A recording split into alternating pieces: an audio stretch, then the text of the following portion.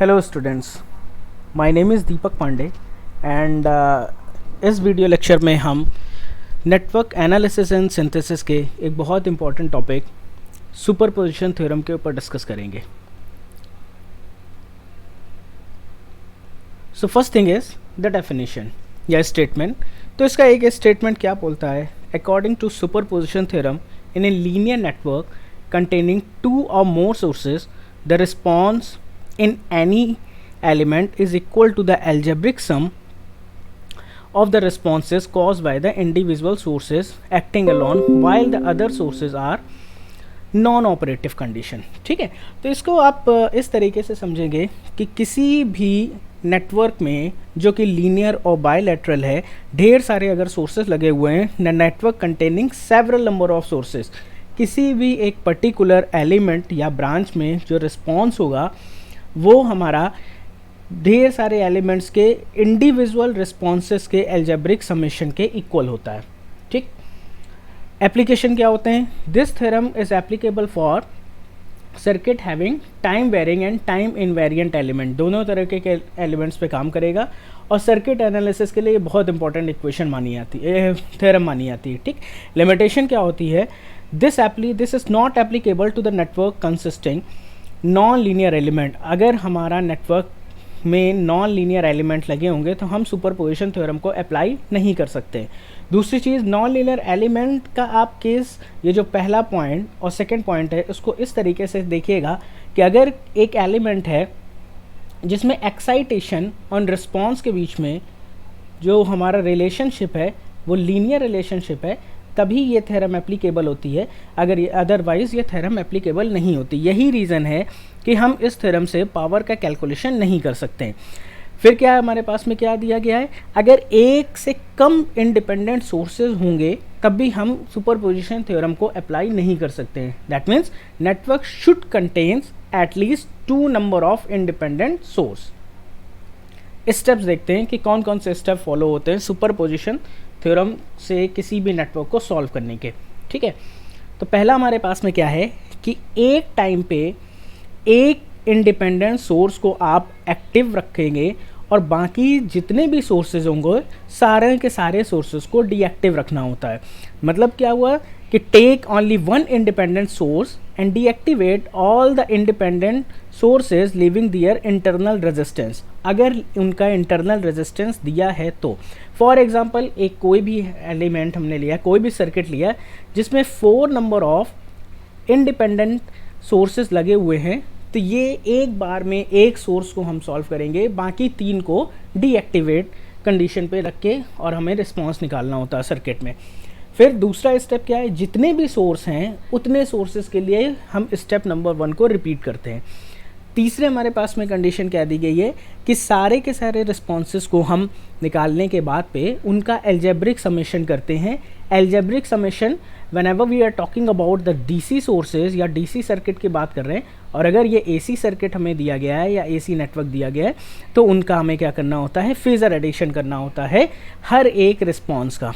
ठीक है, अब एक चीज़ हमें याद रखनी पड़ेगी। क्या याद रखनी पड़ेगी? जैसा कि मैंने अभी थोड़ी देर पहले डिस्कस किया था कि पावर का कैलकुलेशन इसमें नहीं कर सकते, क्योंकि याद रखेंगे हम कि वहीं पे एप्लीकेबल है where the response and the excitation have the linear relationship between each other.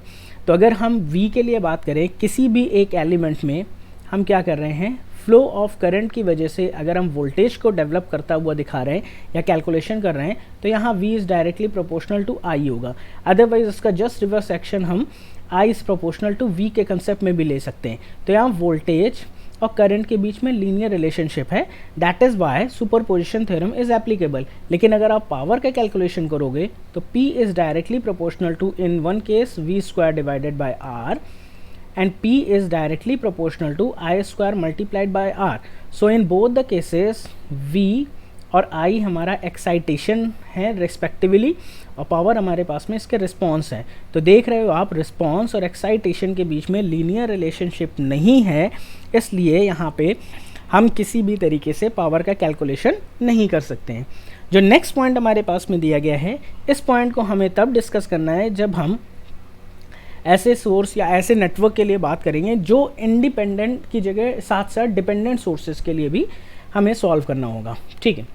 अब इस चीज़ को, इस थ्योरम को एक कुछ क्वेश्चन की हेल्प से समझते हैं। फॉर एग्जांपल हमसे बोला गया है कि इस 40 ओम में, इस गिवन क्वेश्चन में, इस 40 ओम में हमें निकालना है वैल्यू ऑफ करंट।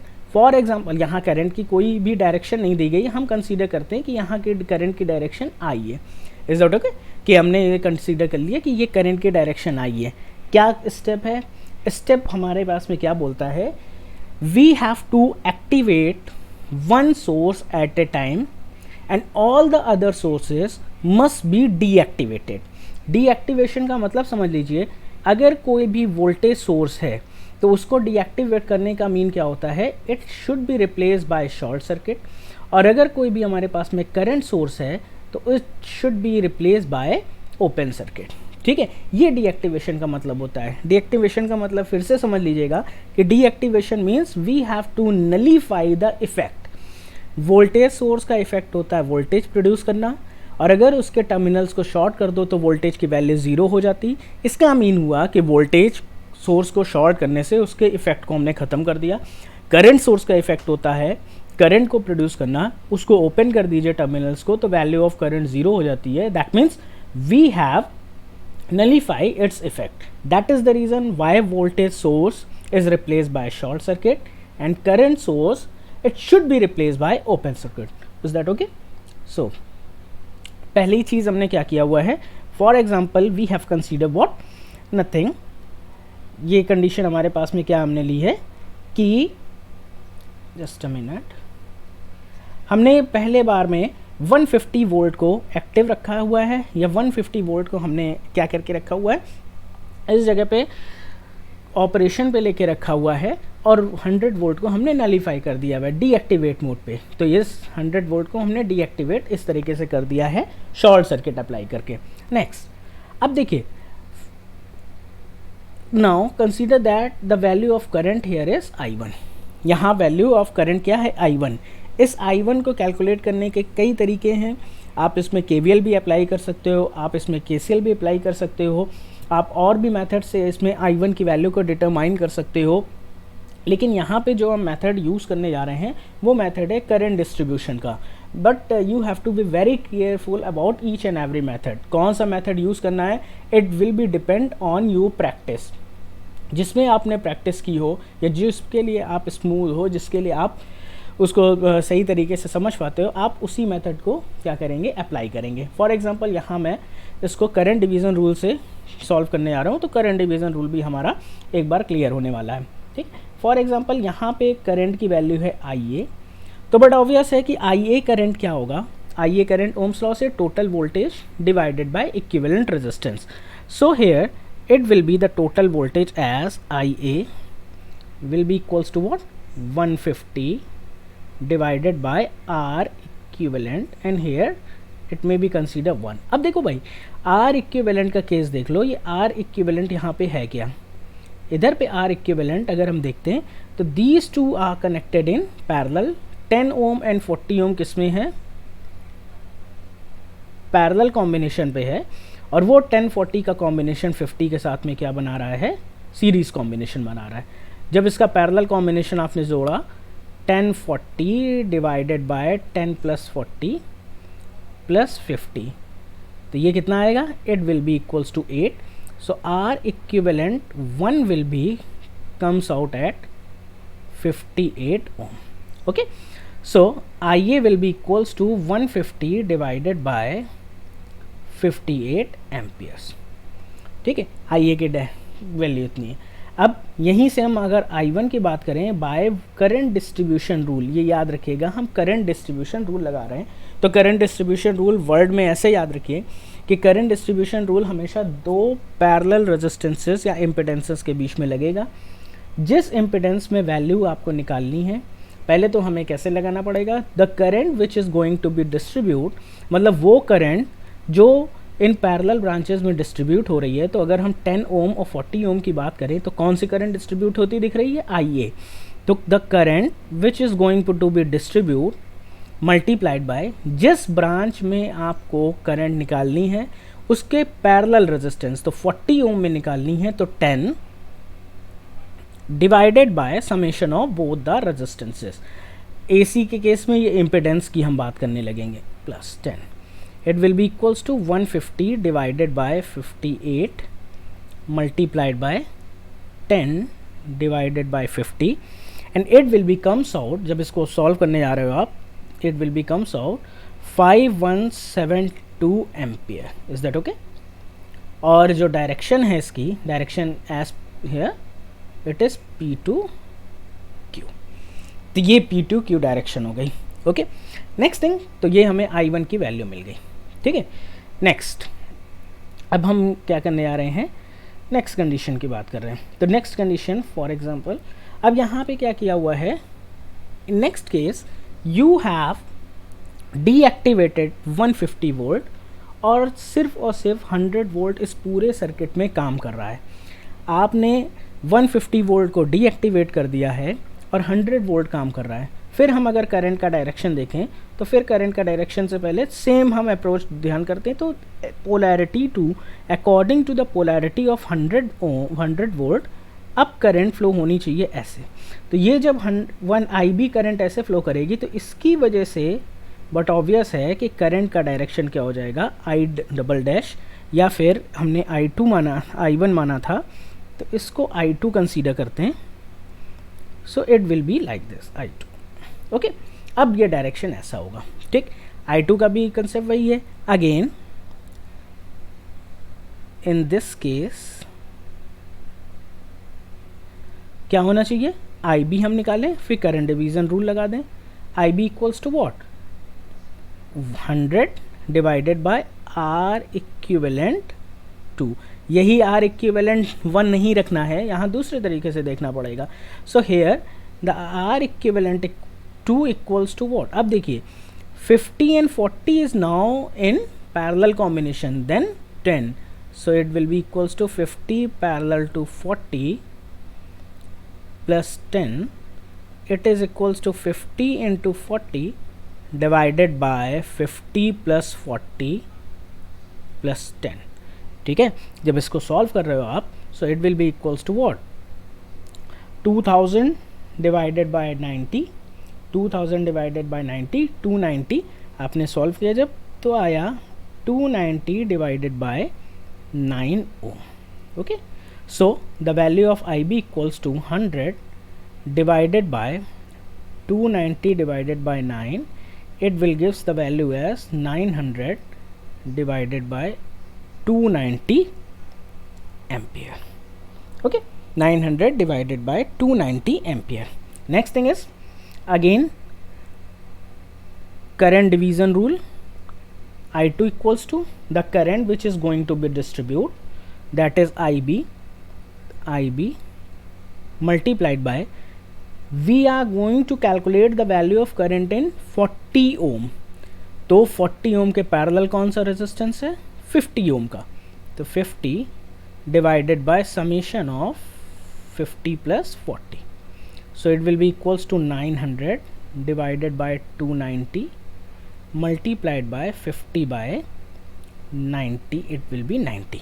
ठीक है, जब हम इसको सॉल्व करने वाले हैं तो ये वैल्यू आ रही है हमारी 1.72 ampere. Okay, 1.72 ampere, but the direction here is from Q to P, ये हमें याद रखना है, फ्रॉम Q to P।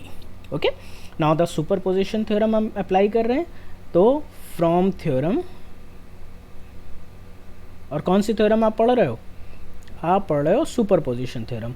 तो I विल बी, I अगर हमने कंसीडर की है तो I will be equals to what, I1 algebraic sum, तो algebraic sum means I1 from P to Q है, I2 from Q to P है, तो ये क्या हो गया, ऑपोजिट डायरेक्शन पे है, it is equals to this, that means 0.72 minus 1.72 and it will give as answer as minus 1.208 ampere. Direction is what, when we consider minus direction, then it is equals to P2Q. Otherwise I equals to 1.208 ampere from Q to P. So this will be our final answer. Okay, तो ये हमारे पास में final answer आएगा। तो इस तरीके से हमने एक क्वेश्चन को सॉल्व किया। एक और क्वेश्चन सॉल्व करने की कोशिश करते हैं। For example in this case we have to calculate the value of current in 10 ohm. अब फिर से हम कंसीडर करते हैं। अब यहाँ टर्मिनल ए और बी इसको कंसीडर कर लीजिए, ठीक है। अब how many sources are there? There are 3 sources, 10 volt, 10 ampere and this one is again 10 ampere of V2.